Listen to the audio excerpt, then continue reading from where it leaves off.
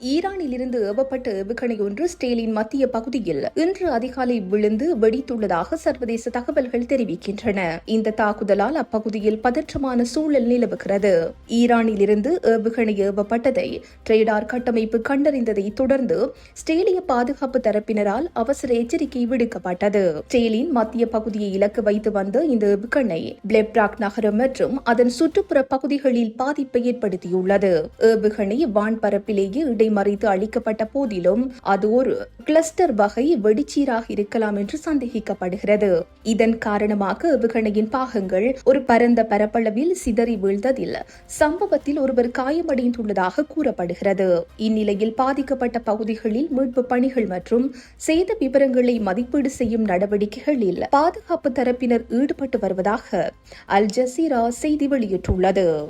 இந்த செய்தி உள்ளிட்ட மேலதிக விரிவான செய்திகளுக்கு www.behindmenews.org என்ற எமது இணைய பக்கத்தினை பார்வையிடவும்.